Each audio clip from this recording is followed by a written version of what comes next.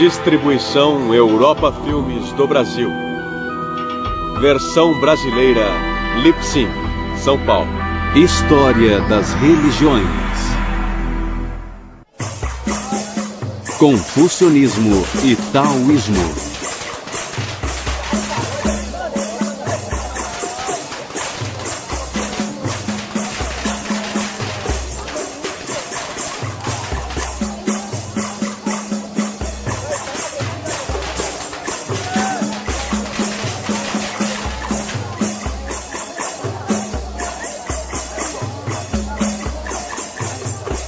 Do segundo século a.C. até meados do século XX da era cristã, o confucionismo viria a ser a influência mais marcante na vida dos chineses. Para um observador distraído, tanto a filosofia quanto a religião chinesas parecem ser totalmente alheias à filosofia e à religião ocidentais. Por exemplo, cada uma das três principais religiões ocidentais, o cristianismo, o judaísmo e o islamismo, professam a fé em Deus como o fundamento de seu credo. Já a religião chinesa é mais voltada para a conduta humana. Alguns estudiosos se perguntam se os chineses são ou se foram algum dia religiosos. Também se questionam se os antigos chineses tinham deuses, mitos e heróis, a exemplo da maioria dos povos antigos, como os gregos, os japoneses, os hindus da Índia e outros. Mas se nos aprofundarmos e examinarmos de perto sua religião e filosofia, descobriremos que, em certos aspectos, elas não diferem tanto assim da cultura ocidental. Por exemplo, tanto a tradição chinesa quanto a ocidental enfatizam o valor da razão, o papel da moral nas relações sociais e a crença em que a alma do indivíduo está ligada ao transcendente. Para começar, devemos retroceder mais de 2 milênios, quando houve um intenso despertar em todo o mundo. Esse período de quase 6 séculos, de 800 a.C. a 200 a.C., produziu os filósofos clássicos gregos e indianos, os profetas hebreus e o grande mestre chinês Confúcio. Recentes estudos confucionistas têm se tornado uma busca pelo Confúcio histórico, uma descrição dele como pessoa real e não aquela imagem de adoração popular. O personagem histórico que conhecemos por Confúcio foi, na verdade, um homem de nome Kong Xiu, que viveu no período de 551 a 479 a.C., e que durante 2 milênios foi conhecido só em algumas partes do que hoje chamamos China. O nome ocidental Confúcio foi de fato criado por missionários católicos que visitaram a China no fim do século XVI. O jovem, que veio a ser conhecido como Kung Futsu, ou Mestre Kung, e depois Confúcio no Ocidente, cresceu no antigo estado de Lu, no nordeste da China. Os pais de Kung morreram quando ele ainda era criança. Em certa época de sua vida, ele passou 10 anos viajando e visitou muitos outros estados feudais na busca sem êxito de um soberano que seguisse seus conselhos. Aos 50 anos, Kung Futsu tornou-se um tipo de comissário da polícia em seu estado natal. Foi o mais alto cargo público que ele ocupou e no qual permaneceu por apenas 1 ano. Na velhice, Kung se dedicou mais a ensinar seus discípulos, embora também se ocupasse de música, poesia e conversasse eventualmente com governantes e ministros. Kung sempre se considerou um estudante, embora também se considerasse um professor. Ele afirmava que a ninguém devia ser negada educação, fosse por origens humildes ou parcos recursos financeiros. Embora Kung se visse mais como transmissor que como criador, ele tinha muita certeza de ter uma missão. De fato, a influência de Kung mudou a sociedade chinesa. Por exemplo, antes de Kung, a palavra Shu, ou cavalheiro, se aplicava apenas a homens de alta linhagem como oficiais militares ou nobres. Depois de Kung, Shu passou a ser aplicada a eruditos, que então ascenderam ao topo da pirâmide social. Soldados passaram a ser menosprezados. O cavalheiro era chamado de Shunzu, literalmente filho de príncipe. Mas os ensinamentos de Kung mudaram essa conotação de forma que cavalheiro passou a ser alguém de elevado caráter moral. Assim, Kung e outros filósofos humanistas foram precursores de uma nova era de sabedoria ética. Para entender sua originalidade, temos que entender como eram as coisas antes dele. Pesquisas arqueológicas demonstram claramente que os povos da antiga China praticavam sacrifício, adivinhação e rituais primitivos. Há 4.000 anos, nos primórdios da história chinesa, essas práticas eram comuns, e elas se qualificam a ser consideradas religiosas. Os estudiosos discutem se o confucionismo é uma doutrina filosófica, um ensinamento religioso ou ambos. A palavra religião é normalmente associada a religiões institucionais, que geralmente incluem um sacerdócio, um credo e um ritual. Mas o confucionismo não é associado a nenhum sacerdócio, não ensina que um deus ou deuses devam ser venerados e não contempla a possibilidade de vida após a morte. A rigor, o confucionismo não é nem mesmo associado a quaisquer proposições dogmáticas ou credos, mas envolve um sistema de rituais que tem algum significado religioso. É por isso que o confucionismo também pode ser chamado, em termos gerais, de religião. É uma filosofia moral, como são todas as religiões. É um sistema que explica o funcionamento do universo e como o poder e a casualidade são vivenciados pelos seres humanos. No confucionismo, a percepção de poder é algo que se realiza mais internamente e não que se realiza externamente em algumas forças poderosas que precisam ser controladas, precisam ser rogadas, precisam ser uma fonte de felicidade ou de cura. Muitos dos sentimentos que as pessoas têm, como temor e respeito, se satisfazem, na maioria das religiões, através da relação com a divindade.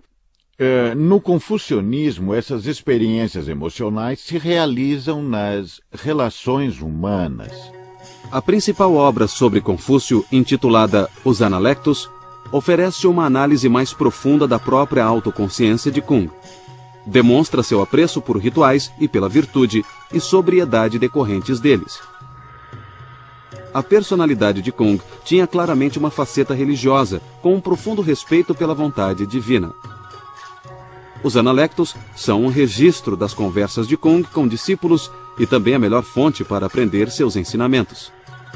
Mas o confucionismo, como escola filosófica, considera como seus textos especiais uma coleção de livros que inclui desde entretenimento até jornalismo. Esses livros são conhecidos como os clássicos. Na época de Kung, havia 6 clássicos. O primeiro clássico era o Livro das Mutações, também conhecido como I Ching, e era um estudo da interação entre as duas forças cósmicas, Yin e Yang. Essas duas forças não representam meramente opostos. São também parceiras em processos criativos. Elas são vistas em manifestações como passividade e atividade, influências femininas e masculinas, luz e escuridão, e tantas outras. As mudanças são vistas como a interação entre Yin e Yang, princípios opostos que moldam o destino de todas as criaturas e todas as coisas. Hoje, o Livro das Mutações é conhecido no Ocidente como um manual de divinação. E Yin e Yang tornaram-se os símbolos da religião chinesa. O segundo clássico era o Livro da História. Este era uma compilação de documentos históricos que incluía discursos de antigos reis e ministros. O Livro dos Poemas era uma compilação de poesias que incluía canções folclóricas e hinos rituais de maior formalidade. O Clássico dos Ritos incluía uma compilação de rituais chamado Livro de Etiqueta, com as bases da antiga ética do Estado e instruções para organizar a burocracia. O quinto clássico eram os Anéis da Primavera e Outono, uma crônica de Lu, estado natal de Kung. Um sexto clássico, o livro da música, não existe mais. Grande parte dos ensinamentos de Confúcio são princípios morais. Um princípio comum ao confucionismo e à tradição ocidental, por exemplo, é que o confucionismo afirma: não faça aos outros o que você não quer que façam a você, enquanto que na tradição ocidental isso é dito de forma afirmativa: faça aos outros. Então, o que há de comum entre todas as religiões são os princípios morais, e eles são, eu diria, a coluna dorsal dos tratados do confucionismo. O cerne de muitos desses textos clássicos é anterior à época de Kung. Os textos evoluíram no decorrer do tempo e continuaram se expandindo por muito tempo ainda após a morte de Kung. No ano 213 a.C., depois de unir o país pela espada, o imperador Qin mandou queimar os livros. Graças à memória de estudiosos e a poucos fragmentos remanescentes, os textos foram mais tarde recuperados. A dinastia Han, que durou cerca de 4 séculos, de 206 a.C. a 220 d.C., representou uma grande mudança na civilização chinesa. A China tornou-se mais humanista que antes, desenvolvendo um forte interesse por filosofia, história, literatura e política. Em 124 a.C., o governo Han fundou a Universidade Imperial para educar os futuros funcionários do governo nas ideias confucionistas. Para evitar outra desastrosa queima de livros, os escritos clássicos foram então gravados em pedra. Alguns dizem que o grande mérito do confucionismo é revelar o que há de absoluto no relativo. Ou seja, encontra um sentido supremo no caráter moral das relações humanas. Kung pregava uma doutrina de reciprocidade e solidariedade. Ele dizia que qualquer um pode ser nobre se lhe ensinarem os valores certos. E fundou a primeira escola particular chinesa de ensino superior. A escola de Kung centrava-se mais na arte de governar e no aprimoramento das sensibilidades morais dos alunos. Uma das concepções confucionistas mais conhecidas é a chamada 5 relações, que seriam as relações entre governante e ministro, pai e filho, marido e mulher, irmão mais velho e mais novo, e entre um amigo e outro. Cada uma das 5 relações pressupõe responsabilidades mútuas e recíprocas. Um ministro deve lealdade a seu governante, e uma criança deve respeito a seus pais. Mas o governante deve, em troca, cuidar de seus súditos, assim como os pais devem cuidar de seus filhos. A doutrina central de Kung é a virtude do Zhen, que são o afeto e o amor existentes nas relações humanas. Para a família, eles reservaram um tipo especial de amor, porque as raízes do Zhen são a devoção filial e o respeito fraterno. O confucionismo reconhece o amor natural das relações familiares. Também reconhece os sentimentos naturais suscitados pela necessidade do próximo, quem quer que ele seja.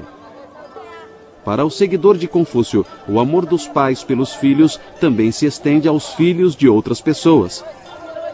O respeito filial pelos pais se estende aos pais de outras pessoas e aos mais velhos em geral. As relações familiares servem de modelo para o comportamento social, no afã de alcançar o amor universal.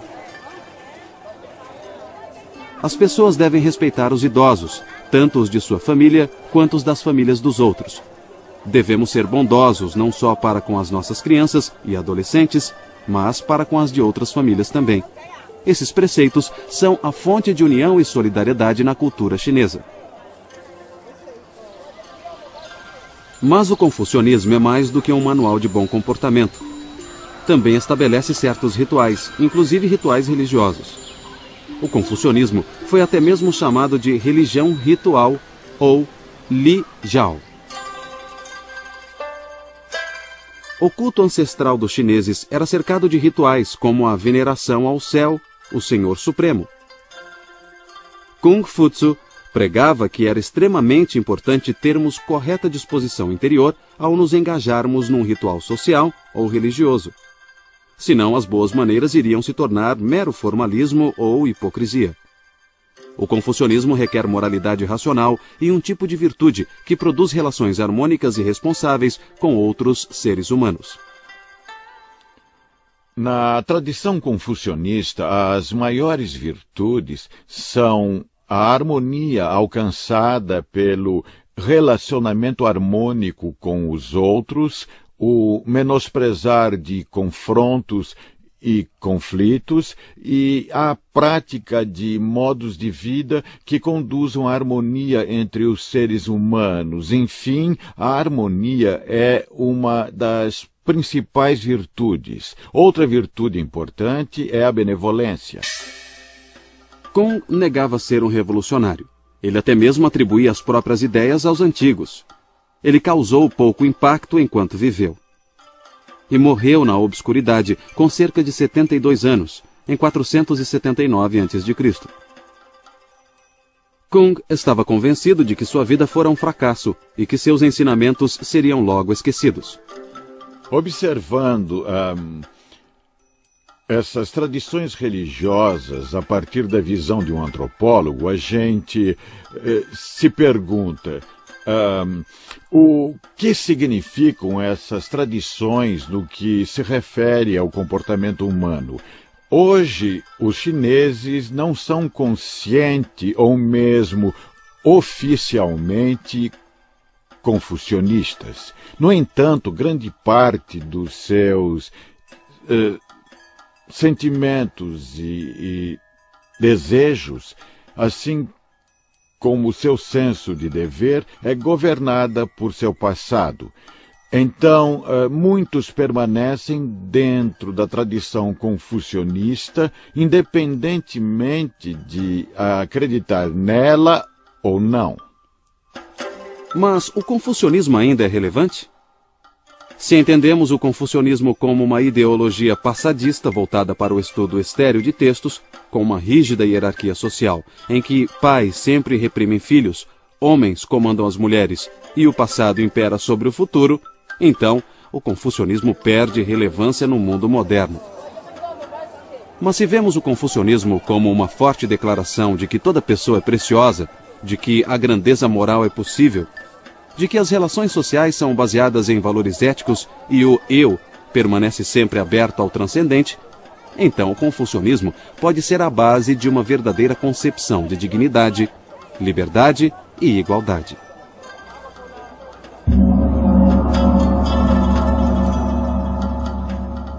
Se quisermos entender os chineses e outras culturas do Extremo Oriente, então precisamos entender o confucionismo e o taoísmo. Pode-se dizer que a filosofia chinesa é, em geral, baseada em duas faces da existência. A face mais ativa, ou Yang, e a mais contemplativa, ou Yin. A força ativa Yang é associada tanto à moral quanto à filosofia social do confucionismo. É tida como uma força masculina e tem predominado nos períodos de unidade política e ordem social. A força contemplativa Yin tem sido mais associada ao taoísmo. Essa face passiva das coisas pode ser vista no naturalismo e no quietismo. A força Yin é vista como feminina. Mas as forças Yin e Yang não são mutuamente excludentes, e o taoísmo é frequentemente representado por um círculo, onde dois desenhos em preto e branco se entrelaçam.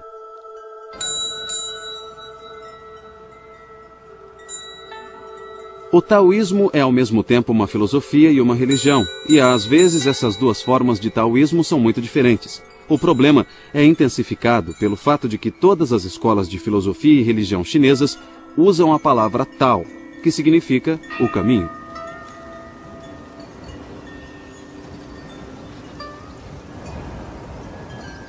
A maioria dos filósofos taoístas tem a genuína aspiração religiosa de transcender as limitações desta vida. Essa busca é tão antiga quanto a própria humanidade.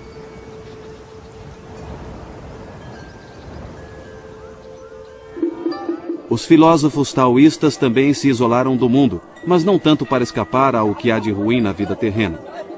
Eles se afastaram em protesto contra a opressão exercida pelas instituições políticas e sociais do homem. Houve ocasiões em que alquimistas taoístas ganharam favores políticos.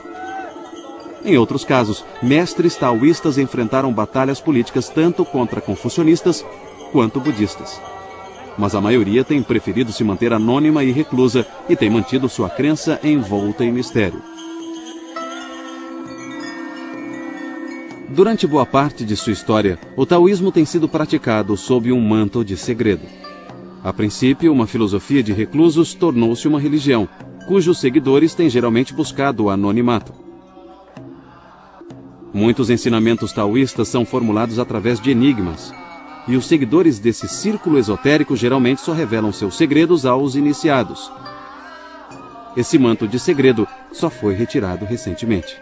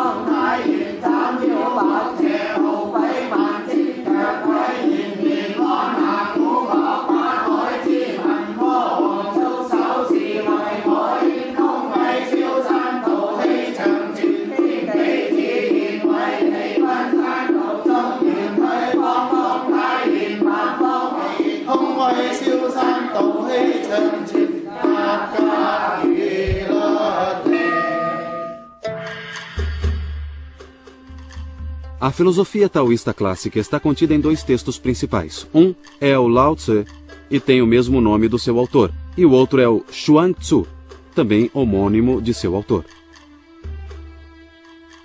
A concepção do Tao parece ser uma tentativa filosófica de estruturar uma antiga crença religiosa chinesa. Nos clássicos confucionistas, a divindade suprema era chamada Senhor nas alturas. Ao Deus Céu, às vezes, era dado o papel de progenitor ou criador. Mas no Chuang Tzu e no Lao Tse, o Tao é predominante. Aqui, o Tao não é visto como uma deidade personificada, mas como um modelo para o comportamento humano, o caminho natural, o caminho humano. Segundo Lao Tse, o Tao já existia antes do universo. É o ancestral imutável de todas as coisas, a fonte da qual tudo veio a ser. Os praticantes do taoísmo acreditam descobrir esse primeiro princípio inominável seguindo 3 métodos: contemplando o universo, cultivando a disposição correta para a meditação e adotando a perspectiva correta em relação à vida.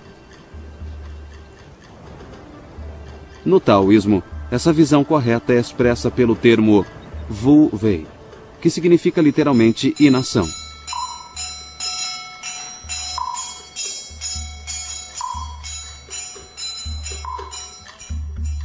Wu Wei não deve ser entendido como ausência literal de ação, mas como agir sem artificialismo, sem exageros e sem apego à ação em si mesma.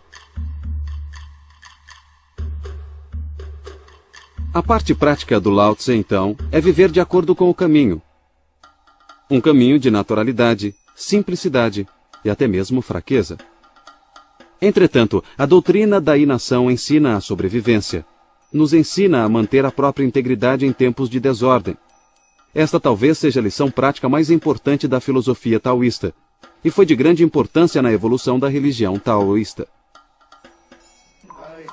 O Lao Tse sugere certo grau de ascetismo, que é de se afastar do mundo, de seus prazeres e mesmo de seus valores mais prezados.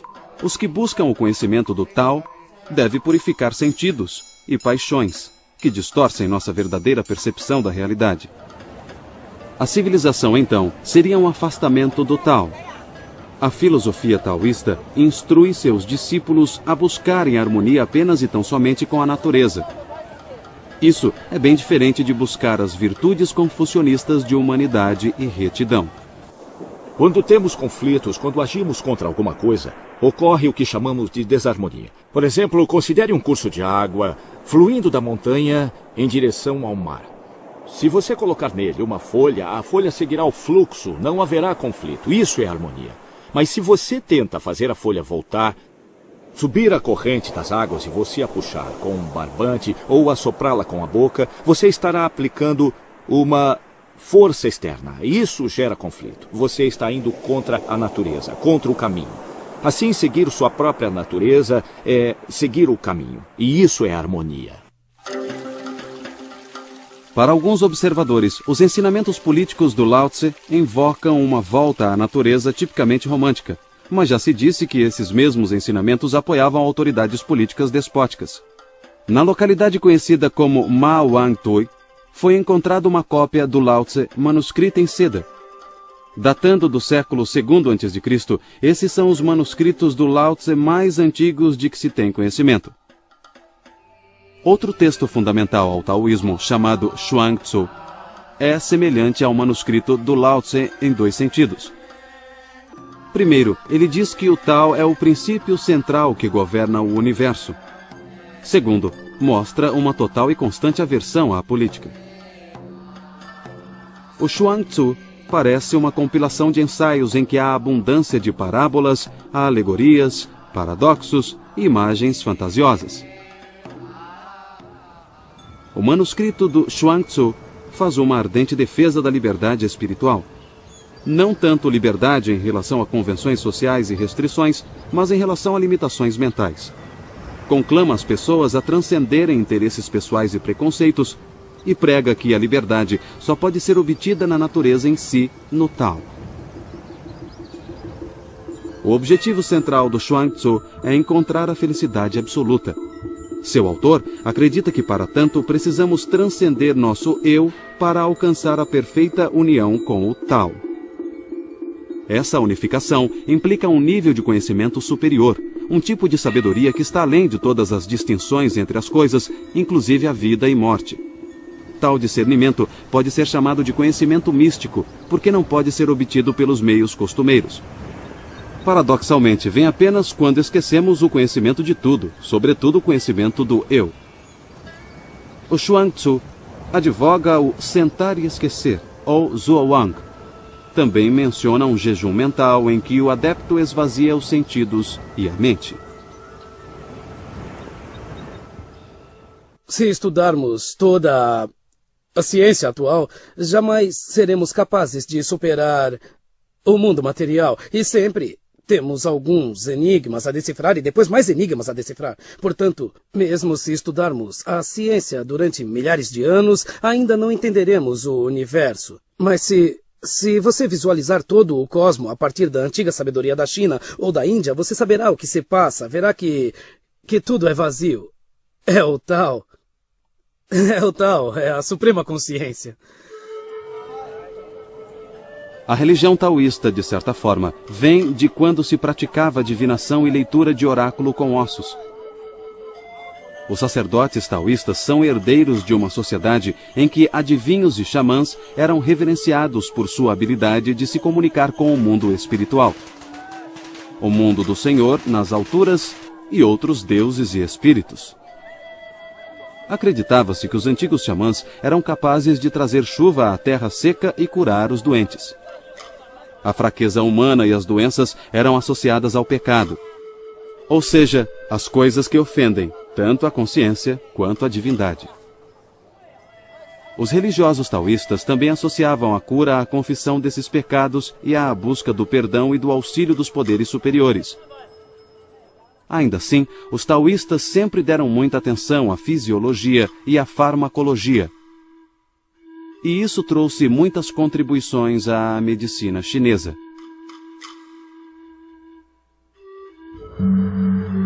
Os taoístas acreditam que devemos nos valer dos poderes sobrenaturais para nos ajudar e proteger nesta vida. Naturalmente, tudo isso levanta a questão da imortalidade. Ao longo da história, certas pessoas buscaram a imortalidade terrena na forma humana, mas a experiência universal da morte sugere que tal busca é ingênua.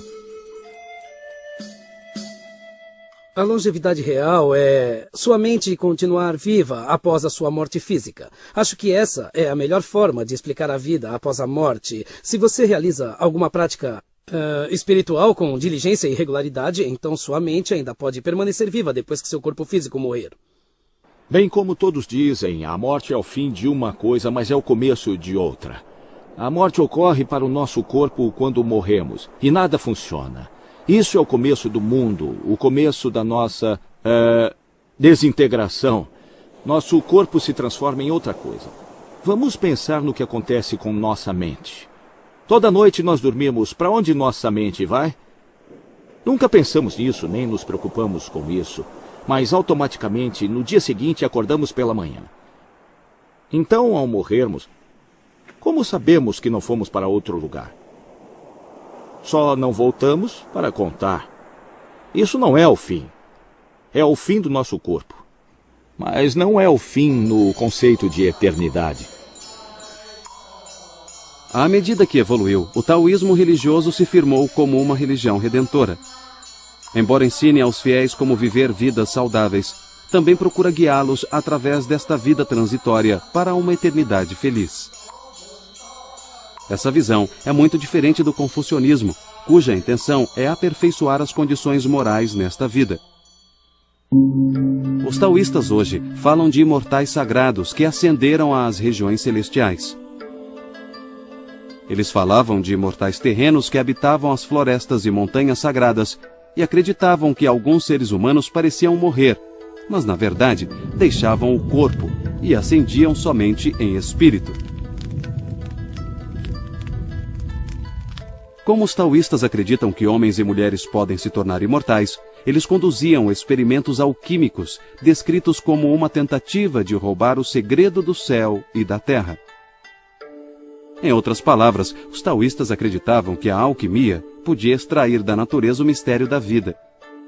Embora tenham fracassado em encontrar o elixir da imortalidade, suas experiências levaram a descobertas científicas na química, medicina e farmacologia. Tais descobertas só chegariam à Europa muitos séculos depois. Essa erva é de uso muito comum na China como tonificante do fígado e do rim. Também é uma antiga erva taoísta chinesa de longevidade e é muito popular entre os chineses.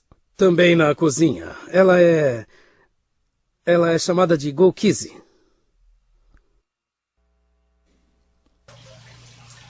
Muitos taoístas se assemelham aos alquimistas da Idade Média.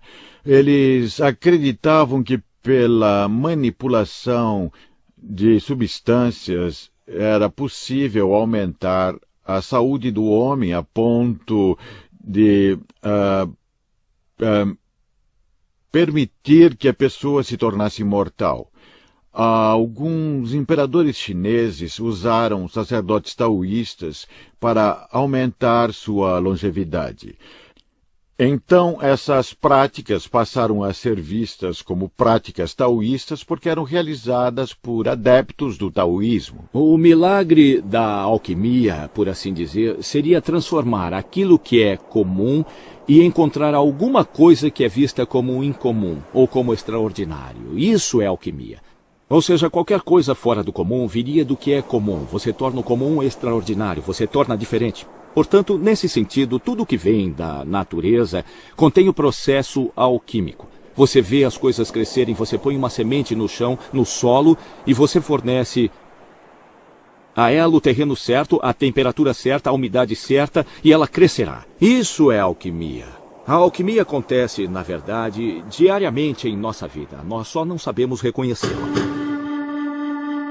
Ao longo da história, os taoístas também cultivaram a vida mortal quando desenvolveram técnicas de cura, de circulação, exercícios de meditação e higiene sexual. O taoísmo oferecia um sistema de cura verdadeiramente holístico, baseado num texto do século VI a.C., chamado Tratado de Medicina Interna do Imperador Amarelo. Esse texto continha uma lista de prioridades para a boa saúde. Primeiro, trate o espírito. Então, alimente-se adequadamente. Daí virá a cura para o corpo. O taoísmo desenvolveu práticas de meditação que incluem um exercício com certos movimentos realizados de pé, com os joelhos levemente flexionados. Isso supostamente ajuda a restaurar o equilíbrio adequado de energia, ou o que os chineses chamam de Qi, dentro do corpo. Os taoístas acreditam que o Qi percorre meridianos dentro do corpo. A yoga e a acupuntura chinesas são baseadas nesses meridianos que apresentam vários pontos de acupuntura. Você se livra da energia tóxica causada pelo vento maligno. O vento maligno geralmente ataca a cabeça, causando obstrução. Quando há deficiência de Qi, a energia tóxica pode aumentar muito e precisamos estimular o Qi para nos livrarmos da energia tóxica que costuma vir do vento maligno. Nós a chamamos de Feng Qi. A religião taoísta também vê o corpo humano como um tipo de forno, no qual é possível preparar o elixir de imortalidade. Esse conceito é baseado num tipo de alquimia interna associada à yoga e à meditação taoístas.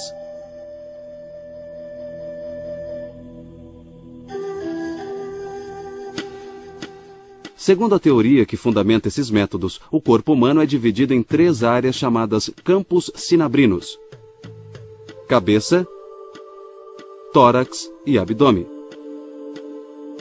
Cada campo é habitado por vários deuses que dão ao corpo vida e sustentação, e são supervisionados por um panteão de divindades chamado a Tríade Taoísta, ou Trindade. Os taoístas acreditam que a vida é feita de 3 princípios. Esses seriam o sopro, ou Qi, a essência vital, ou Jing, e o espírito, conhecido como Shen. Na meditação taoísta, é preciso concentrar a mente nos órgãos internos do corpo e nos deuses que os habitam. Esses deuses são vistos como emanações diretas da energia primordial no organismo humano. Os praticantes avançados de yoga atingem algo chamado respiração embriônica, imitando conscientemente um feto no útero materno. Esse exercício reconhece a existência de processos metabólicos importantes no interior do corpo. Psicologicamente, envolve a busca por paz interior e a integração da personalidade humana. A suprema atitude taoísta representa o ápice do sentar e esquecer. Uma frase que se refere a certas práticas meditativas na mais elevada tradição mística do taoísmo. Nesse estado mental, símbolos e imagens supostamente deixam de ser necessários. A pessoa simplesmente se senta e esquece. Eu diria que o homem, sobretudo, tem um corpo, tem uma mente. Ele transita entre os dois, entende? Se seu corpo é saudável, relativamente saudável, se sua mente está em paz, então ele pode resolver todos os problemas. E como é que se faz isso? Eu simplesmente diria, Pare com tudo, não faça nada. Não fazer nada significa não criar, não pensar. E o que é pensar? É se preocupar. E o que é se preocupar? Você cria uma situação e acha que não pode resolver. Então se preocupa. Se você não cria a situação naquele momento, você não se preocupa. Se não se preocupa, encontra uma solução. Enquanto na Terra, os aspirantes a imortais devem tentar progredir na meditação e na vida diária. Devem tratar as necessidades mundanas como alimento e roupas, como um meio para atingir um fim a ser usado e abandonado. As pessoas deveriam se desprender dos desejos sensuais. Elas também deveriam eliminar a inimizade e o ódio que prejudica quem o sente. O corpo que envelhece é como uma casa com paredes em ruínas, que logo será trocada por outra. Tudo isso exige total serenidade em relação à vida e morte, doença e saúde, perdas e ganhos, riqueza e pobreza. Em outras palavras, é preciso ir além dos valores e problemas normais da vida mundana e encontrar paz e contentamento em qualquer condição, para se concentrar num objetivo maior.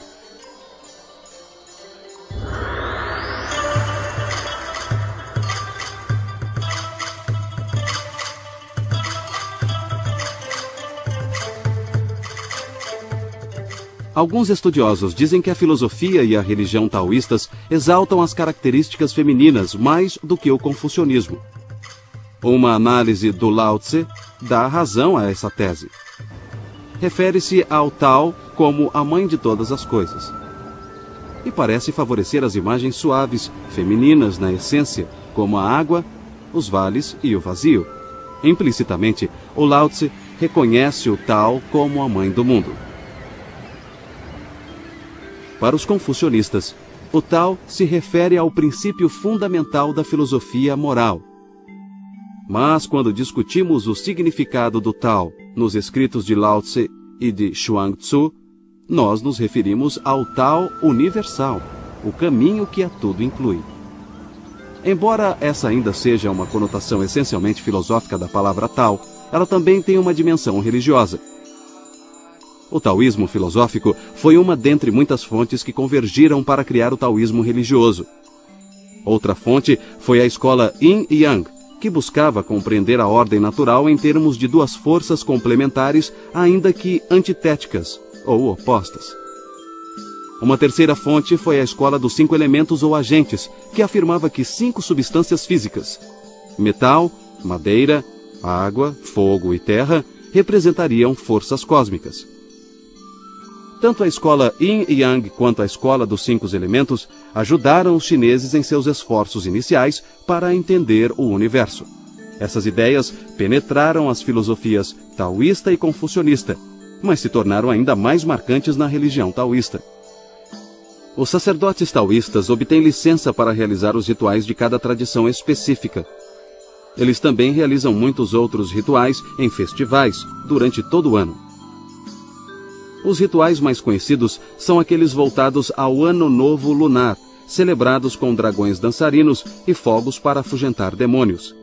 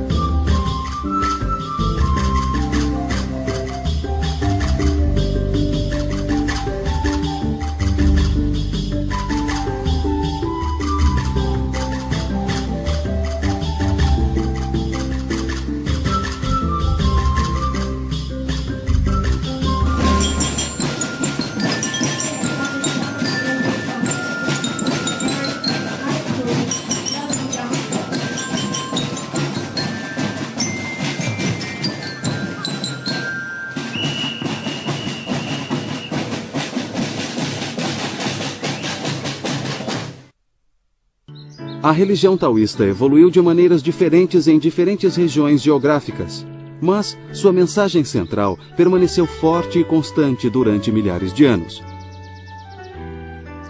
É uma tradição que satisfaz e é sensível à necessidade humana de se relacionar com a natureza e com o universo dos espíritos. Une a crença em uma divindade suprema com a crença em muitos espíritos intermediários aos quais se tem acesso por meio de preces. Esses espíritos também se interessam pelo bem-estar mortal e imortal de seus devotos.